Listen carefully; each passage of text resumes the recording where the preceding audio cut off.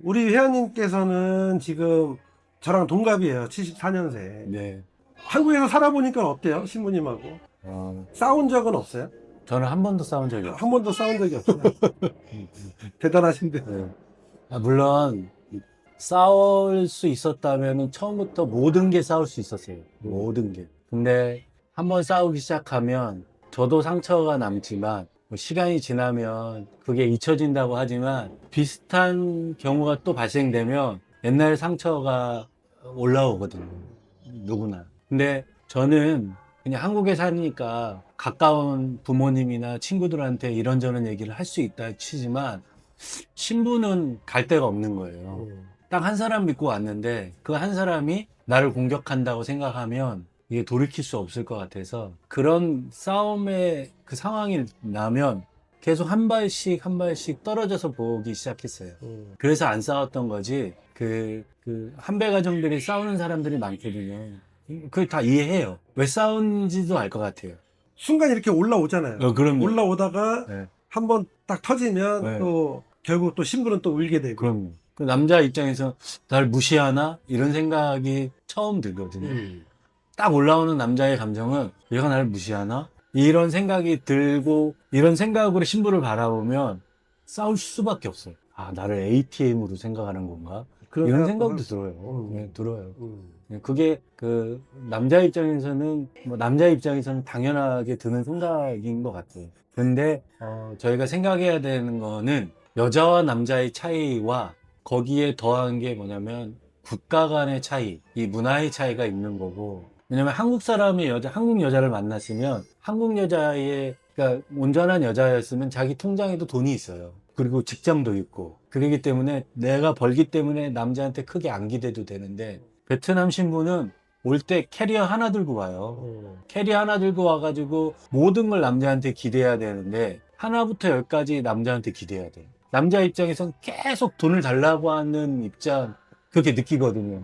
근데 여자 입장에서는 그럴 수밖에 없어요. 한글도 뭐 익숙하지 않아. 뭐 하나 뭐 보라고 예를 들어서 우리 쿠팡 이런 거 보면 돼. 그래도 다 한국말이기 때문에 뭐가 뭔지 모르고. 우리는 뭐 이거 사고 저거 사고 이렇게 되지만 아내 입장에서는 아무것도 모르는 거예요. 그냥 이거 구입하면 돼. 그래도 이걸 구입하기까지 저희 와이프도 몇 달이 걸렸어요. 능숙하게 자기 원하는 거를 장바구니에 담아서 하는데 되게 오래 걸렸어요. 그 전까지는 뭐냐면 남편 초이스. 모든 게 남편 초이스. 난 모르니까 남편 초이스 이거거든요. 그럼 처음에는 그런 생각 들어요. 사람이 이게 바본가? 이런 생각이 드는 건데 입장을 바꿔서 내가 베트남에서 지금도 그래요. 뭐 오늘 점심에 뭐 예를 들어 피자를 먹기로 했어요. 피자헛 나한테 딱 보여주는데 아무것도 모르겠어요. 한국이었으면 이게 무슨 피자 무슨 피자인지 알겠는데 베트남 올라니까 피자헛은 알겠는데 이 메뉴가 뭔지 아무것도 모르겠어요. 이게 마찬가지더라고요. 그러니까 이걸 입장 바꿔서 생각하니까 아내는 나를 기댈 수밖에 없고 내가 베트남에 오니까 아내한테 다 기대야 돼. 근데 내가 기대는 사람이 나한테 대면 하고 뭐 얘가 또 돈 쓰려고 한다는 그 뉘앙스를 풍기면 아내가 점점 위축 돼요. 그래서 저 초반에 아내가 저한테 뭐라 그러냐면 돈 거린다고 그랬어요.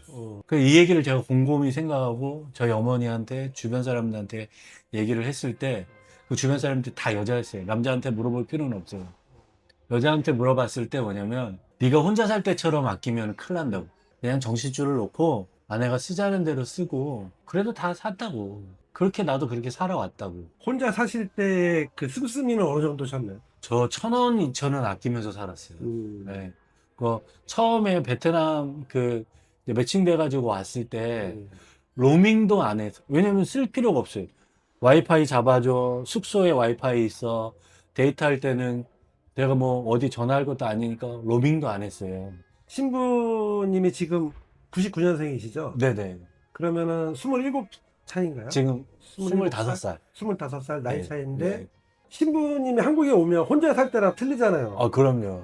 그냥 단순하게 밥 먹을 때 숟가락 하나 놓는 정도가 아니라 이거는 내가 살던 그 패턴에서 플러스 금전적인 게 굉장히 많이 나가는데 그럼요. 거기에서 또 갈등이 생길 수도 있는 거고 그렇죠. 음식이 안 맞아서 또 예민한 신부들은 그것 때문에 신랑분들하고 많이 부딪히거든요. 많이 그랬어요. 음. 처음에 그러니까 제가 이제 뭐가 하나 있었냐면 베트남 음식이 간장 베이스구나라고 생각했어요. 물론 이제 한국 간장하고 좀 달라요. 어간장이냐 이런 것들 때문에 다른데 얘네들은 간장에 조리는 음식들을 좋아하는 거라서 처음에 시도했던 게 돼지갈비였는데 돼지갈비나 이런 것들은 되게 좋아했어요. 맨날 돼지갈비를 먹을 수 있는 게 아니잖아요. 신부님이 한국에 갔을 때 네. 요리를 직접 하진 않고 아예 못했어요. 아예 못했고 네. 우리 회원님은 저는 이제 요리를 좀 하는 걸 하는 굉장히 편이에요. 좋아하시고 그러면 직접 요리를 해주신 거예요? 근데 이제 한국 요리를 해준 거죠. 한국 요리를. 네, 한국 요리를 해주니까 그것도 이제 안 맞는 게 되게 많은 거예요. 뭐 볶음밥이나 만약에 김치찌개를 해도 우리는 그 김치찌개의 신맛을 좋아하잖아요. 그러면 이걸 쉬다고 안 먹는 거예요. 그러면 어떻게 해야 되냐면 아내용은 설탕을 많이 넣으면 돼요. 아니, 저는 못 먹는데 아내는 그걸 좋아하고. 이제 그런 걸 찾는데 결론은 그걸 먹다가 보면 아내는 베트남 음식에 대한 그리움이 커지는 거예요. 그러면 이제 아름아름해서 뭐 베트남 음식점을 가잖아요. 돈은 돈대로 쓰고 맛없다 그래요. 근데 이제 좋은 게 페이스북으로 모든 거를 그렇게 하더라고요. 현지 음식을 다 시킬 수가 있어요. 네, 다만 이게 단가가 비싸요. 비싼 편이잖아요. 네, 거기에서 또 지출도 많이 발생할 수밖에 없고. 그럼요. 보통 이제 일주일에 주말에 먹을 걸 생각해서 주말에 와이프가 이제 주문을 하거든요. 그러면은 보통 한 18만 원. 처음에는 그랬어요. 근데 그거를 맨 처음에는 이제 그 돈 쓰는 거에 대한 그 눈치를 봐요, 신부가. 그러니까 말로는 한 달 먹을 거야 하지만 그게 한 달 먹을지는 아니에요. 왜냐면 음식 자체가 비싸다 보니까. 그걸 계속 시키면 음식 재료값으로 60만 원, 70만 원 이렇게 나가는 거거든요. 네. 외식도 해야 되고. 그러니까 비용이 계속 부담이 돼요. 근데 저는 어떻게 했냐면, 물론 아까도 말씀드렸다시피 1,000원, 2,000원 아껴서 살아온 사람인데, 그게 도저히 감당이 안 되는 거예요. 그냥 제 기준으로, 삶의 기준으로는. 그걸 하면은 아내가 너무 갈 데가 없을 것 같은 거예요. 그 마음이. 그래서 처음에는 저도 쉽지 않았어요. 근데 그다음부터는 저도 정신줄을 놓고 무조건 다 시키라고 했어요. 그러니까 근데 그때 보니까 리미트로 걸어놨던 게 200만 원은 넘지 말자였어요. 근데 확 넘어가요. 확 넘는데도 그때부터는 아무 얘기 안 했어요. 더 사고 더 사고 더 사고 하는데 근데 어느 순간 와이프가 뭐 어떤 주변의 도움이라든가 주변에 어떤 베트남 사람들이라든가 아니면 장모님한테 어떤 소리를 들어서인지는 모르지만 아내가 점점 내가 생각하는 한국 여자들처럼 뭔가를 비교하면서 돈 씀씀이가 줄어들어요. 그리고 관심도 없었는데 이번 달 카드값이 얼마 나와요? 이렇게 물어보거든요. 그러면 이제 얼마 나와요? 그러면 많이 나와요. 그러면서 어떻게 줄일 방법을 찾아요. 네. 그러면서 한국 생활에 적응을 하고 근데 그 과정에서 그래도 남편이 나를 사랑하는구나를 이런 과정을 통해서 느끼더라고요. 그리고 나서 이제 이번에 이제 아이를 낳으려고 베트남 오기 전에 이제 아내가 이제 뭐 베트남 가서 뭘 할까 뭐 할까 한국에서 뭘 할까 계속 얘기하거든요. 근데 저는 이제 성격이 그래서 체크리스트를 계속 만들어요. 그러니까 이거에 대한 문제점을 어떻게 해결해야 될 건가. 아내가 하는 거에 대해 반대하지 않아요. 해. 근데 우리가 체크할 게 뭐가 있어. 이거를 근 1년 동안 이런 얘기를 계속 했거든요. 그러니까 어플 써가면서 번역기 써가면서 하면서 아내가 어떤 마음을 들었는지 저한테 얘기해 주더라고요. 그래서 나는 남편을 존경한대요. 근데 아시겠지만 남자는 사랑해라는 말로 사랑을 느끼지 않아요. 아내가 나를 존중하고 존경한다라는 말을 들었을 때 내가 아내한테 사랑을 받는구나라고 느끼는 거거든요. 그러니까 언어가 다른 거죠. 그게 어느 정도 살았을 때 신부님이 그렇게 이야기를 하셨나요? 1년 5개월 후니. 그러면 1년 5개월 동안 우리 신랑 입장에서는 네. 삭히고 삭힌 어떠한 결과물이잖아요, 사실. 예, 맞아요. 왜냐면 신부들이 한국에 왔을 때 신랑을 100% 사랑하는 마음으로 오는 것도 아니고 아니에요. 쉽지 않은 일입니다. 어려웠어요. 왜냐면 이제 저 결혼하고 나서 제가 무슨 생각을 했냐면, 이 사람이 한국에 처음 왔을 때는 아무것도 없어서 다 사줘야 되고, 그리고 이제 베트남이 의료 수준이 물론 이 동남아에서는 가장 좋다고 하지만, 한국의 입장에서 봤을 때 베트남 의료 수준이 뭐 워낙 한국이 좋으니까, 이 사람이 왔을 때 전체적인 검사도 받아야 될 것 같고, 뭐 비형 간염 검사라든가 아니면 뭐 알러지라든가 이런 걸 모르니까 전체 봐야 되고, 뭐 파성풍 주사라든가 이런 생각, 산부인과 관련해서 검사도 해봐야 돼 갖고, 그래서 제가 한 1,500에서 2천만 원 정도는 통장에 넣어야지 되겠다고 해서 사실 그 돈을 가지고 신부가 왔었어요. 만약에 제가 통장에 그 돈에 여유 자금이 없었다면 되게 힘들었을 것 같아요. 왜냐하면 한 달에 버는 수입에 넘어가는 돈이 지출되거든요. 왜냐하면 목돈으로 들어가는 뭐 옷값이라든가 이런 것들도 무시 못하고, 그렇다고 적응을 잘 못하니까 저는 아내를 베트남 처갓집에, 그러니까 장모님 댁에 보낸 게 아니라 오자마자 나트랑 가고, 그러니까 5월 달에 나트랑, 4월에 들어왔는데 5월 달에 나트랑을 5박 6일 갔다 오고, 그리고 나서 12월에, 그해 12월에, 11월이군요. 푸꾸옥에 또 갔어요. 내가 그래서 1년도 안 됐는데 처갓집 가는 거는 나는 아닌 것 같아. 대신 명절 때 보내줄게. 대신 여보가 힘드니까 이 2번을 우리가 그렇게 해서 돈을 쓰자 해. 근데 여행이 아껴 쓴다고 해도요, 되게 많이 들어가요. 혼자 여행 갈 때는 나 혼자 한 50만 원, 60만 원, 예를 들어서 뭐 100만 원이면 되겠다 하면 곱하기 2 해야 되잖아요. 우리야 뭐 그냥 대충. 밥이나 먹으면 되고 그러니까. 쌀국수나 먹으면 네, 되는데. 네, 네. 근데 이런 여유 자금이 없으면 힘들 수밖에 없잖아요. 대출을 해서 또 그럼요. 써야 되는 상황이 발생될 수도 있고. 신랑 입장에서는 아내를 이렇게 겨울은 겨울옷도 사줘야 돼요. 근데 뭐 사람마다 다르겠지만 나는 좋은 옷을 입는데 신부는 싼 옷을 사줄 수는 없잖아요.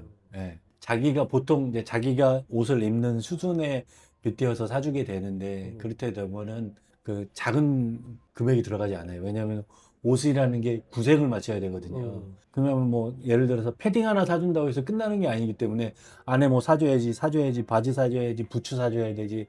이러면 이게 나 생각만 해서는 할 수 없어서 돈이 많이 들어가요. 그리고 이제 그런 거 있잖아요. 뭐 저는 이쁘고 착한 여자면 됩니다. 그런데 사실 솔직해져야 돼요.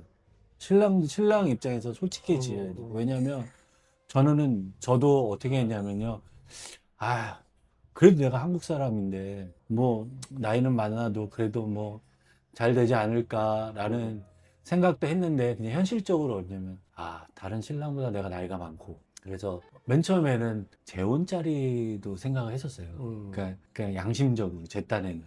근데 뭐 대표님이 아니라 청혼 가능하다고 해서 했는데, 저도 퇴짜 맞았어요. 그러니까 막, 뭐, 맨 처음에 이제 대표님이 얘기해 준 대로 좋은 데 가서 사진을 찍어서 프로필 사진을 보내면, 그러면 이제 된다 그래서 했는데, 여러 사람 중에 이제 아내만 저한테 연락이 온 거예요.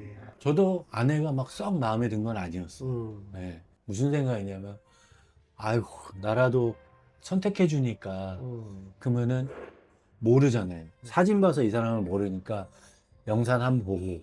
근데 그 전에 이제 영상 한번 봤을 때 대표님이 저 여자는 아니라고 해서 대표님이 캔슬을 넣고, 그 다음 2번째 영상이었는데, 영상으로 얘기를 해보고, 괜찮으면은 또 현지에 가서 만나보고, 그때 아니다 보면 그때 해야지, 아무것도 모르고 사진 하나로 할 수는 없는 거라 했는데, 제가 그날 회사에 되게 바빠서 후줄근한 반팔티에 차 안에서 핸드폰으로 했어요. 영상 맞선 볼 때. 네. 되게 조건적으로 첫 인상이 별로였을 것 같아요. 여자 입장에서는. 계속 웃어주고, 그래서 현장에 왔는데, 와이프가 되게 나를 시끌벅 걸 막 웃어주더라고요. 근데 와이프 입장에서는, 저 남자를 꼬셔야 되겠다. 이제 그 얘기를 했어요. 근데 그래서 적극적이었어요, 저한테. 근데 저는 근데 왜 꼬셔야겠다라고 생각을 했대요, 신부님이? 자기가 생각하는 조건에 맞은 거예요. 어떤 네. 조건? 그래서 나중에 이제 결혼을 다 하고, 네. 너는, 내가 그랬어요. 보니까 인기가 많았던데. 그치, 신부도 네. 외모가 괜찮아. 괜찮아가지고, 보니까 그때 같이 왔던 신랑이 자기 프로필 넣었다가 까였다고. 맞아요. 그래서 이 신부는 누가 선택했을까 했는데 그게 저라고 하니까 막 이렇게 막 아래로 보고 나보다 나이도 많고 그 신랑이 저한테 그랬거든요. 제가 결혼하고 물어봤어요. 너는 여보는 나는 다른 신랑보다 나이가 더 많고 그리고 제가 월급도 적게 했었어요. 연봉도.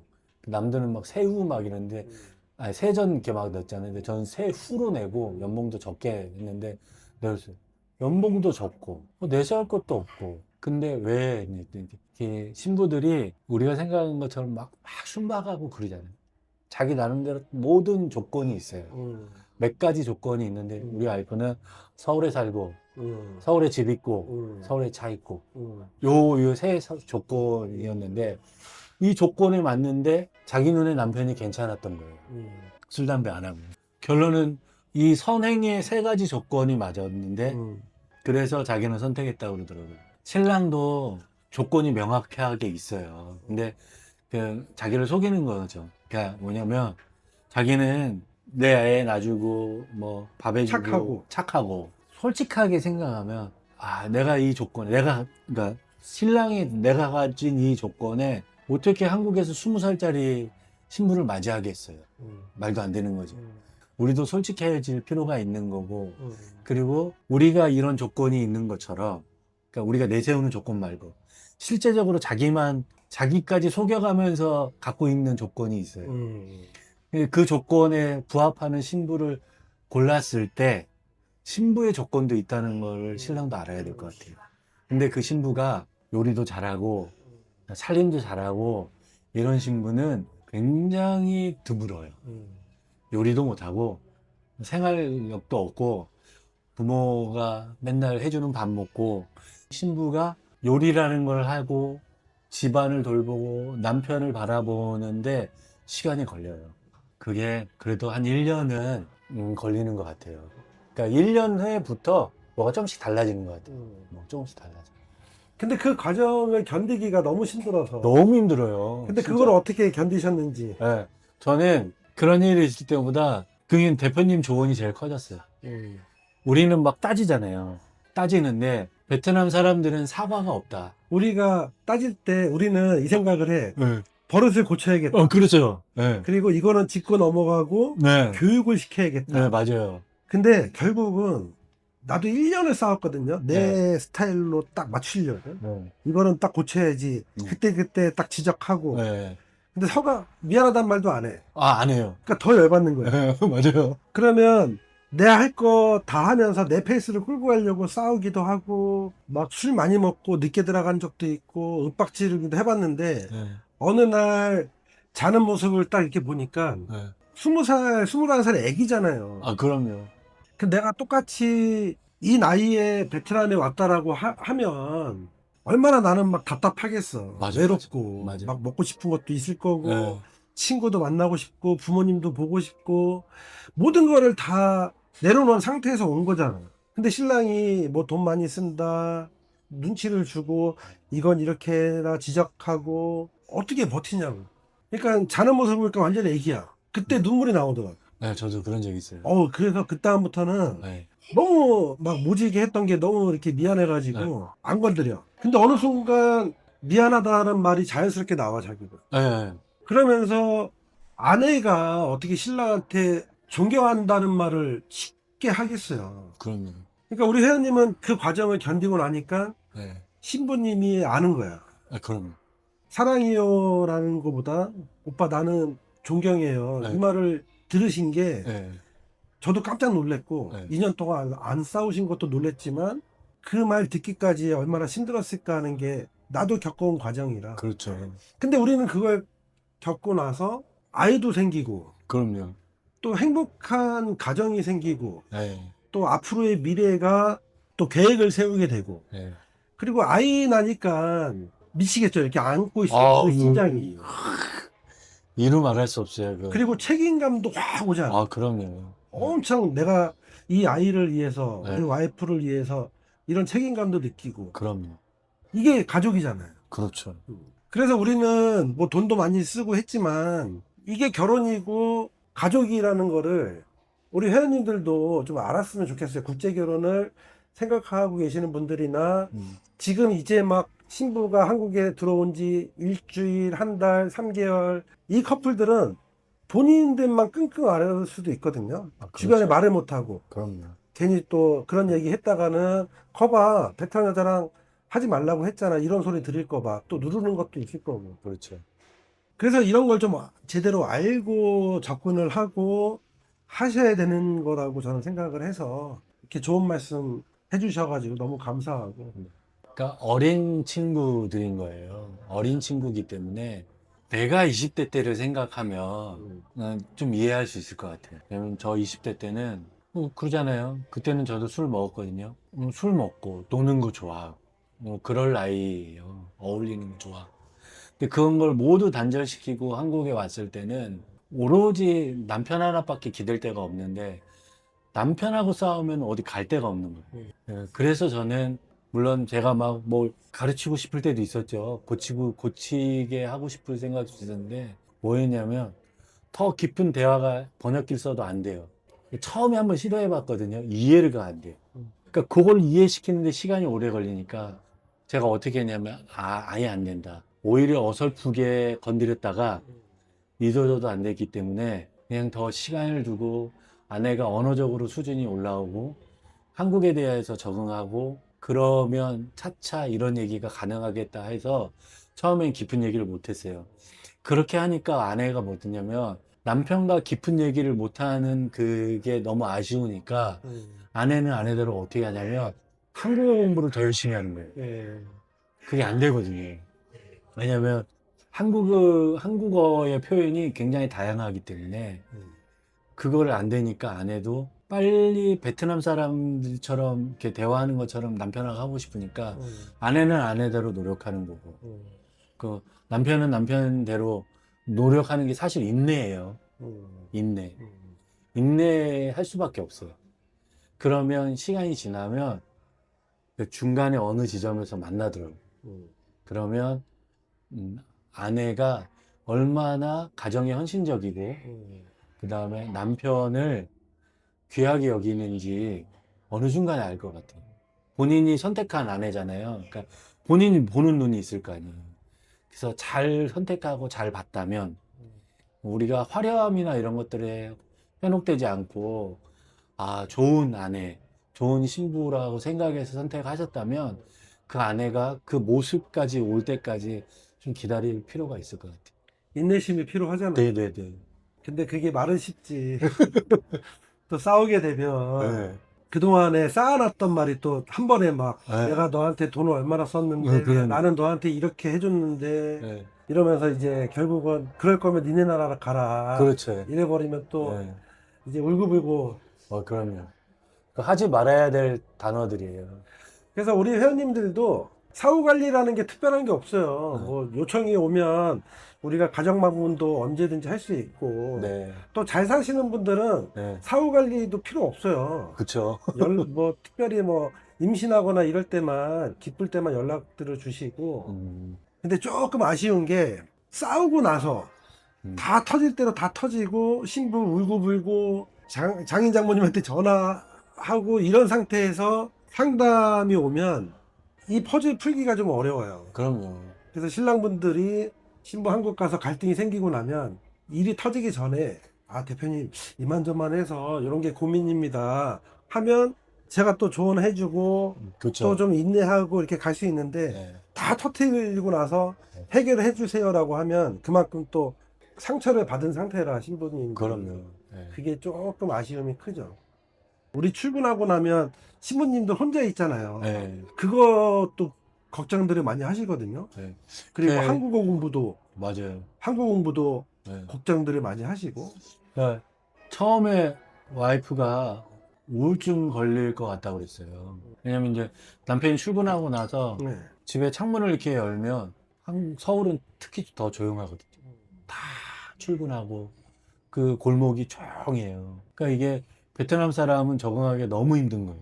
막 자식들하고 막 시끌시끌하고 앞집에서 떠드는 소리 나고 그래야 되는데 자기 혼자만 아무것도 안 하고 있는 것 같고 그러니까 맨날 침대에 누워서 잠만 자고 핸드폰이나 보고. 핸드폰이나 보고.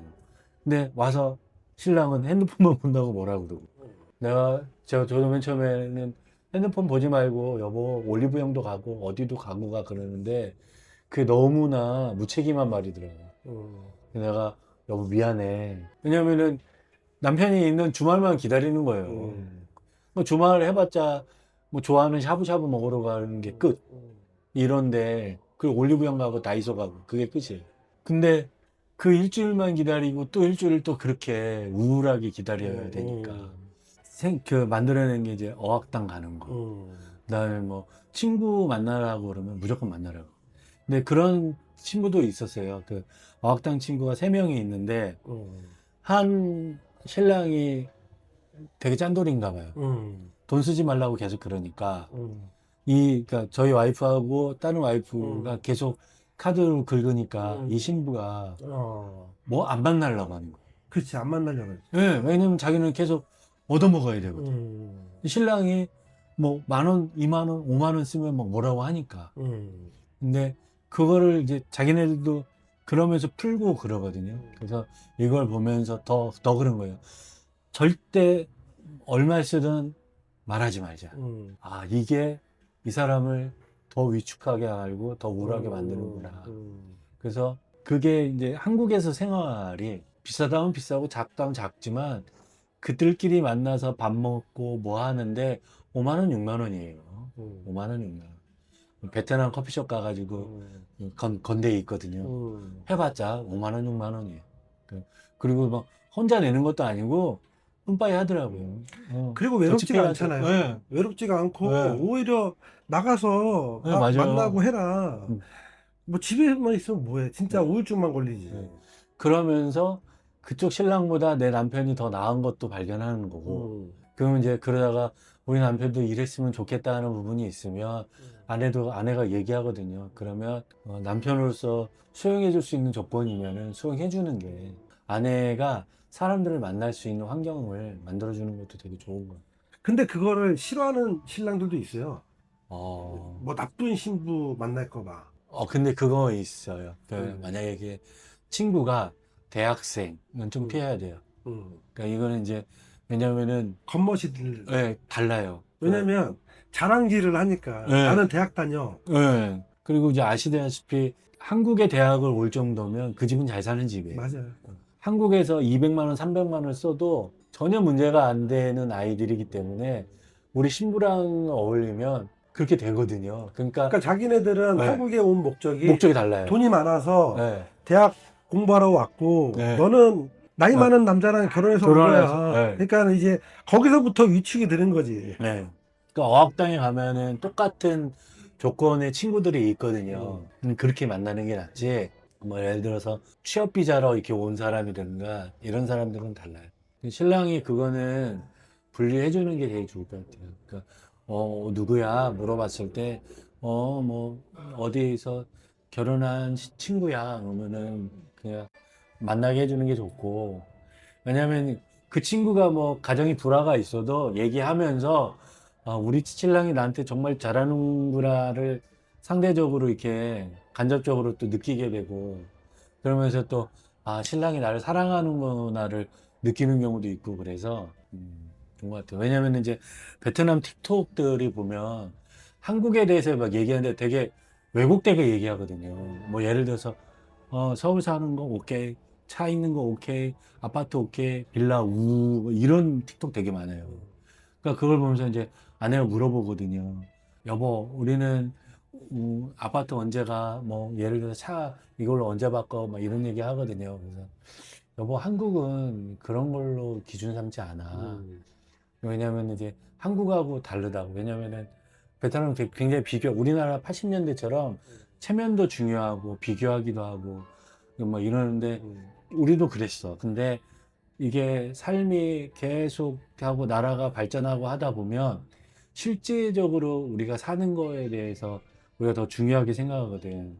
그러니까 그게 중요하지 않아. 근데 와이프도 살아보면서 그게 중요하지 않다는 걸 알게. 그러니까 만약에 처음에 와이프가 막 틱톡 보고 막 그 왜곡된 한국에 대해서 우리는 왜 그래? 막 이렇게 했을 때 남편이 그냥 과하게 반응하지 않고 그냥 아 베트남 사람들은 그렇구나 하고 한국 사람들은 그 단계를 벗어나서 그 사실 경쟁하고 치열한 사회이기 때문에 되게 바쁘고 근데 아내도 적응하더라고요. 그리고 아내가 베트남 와서 이번에 베트남 와서 저한테 뭐라 그러냐면 베트남 사람들 너무 느려 빨리빨리 한국 사람 다 됩니다. 따뜻해. 그러니까 아까 말씀하신 대로 결론은 우리가 조금 인내하고 맞아요. 좀 기다려 주자. 그리고 내 와이프잖아요. 돈 쓸 때 또 그런 것도 아까워하면 신부들도 알거든. 네. 아, 내가 쓰는 게 아깝구나. 네. 또 나랑 같이 다니는 게 또 창피하구나. 네, 맞아요. 이렇게 다 알기 때문에 네. 그러지 그, 않았으면 맞아요. 좋겠고. 그 말씀하시니까 그 생각난다. 한국 사람들 쳐다보거든요.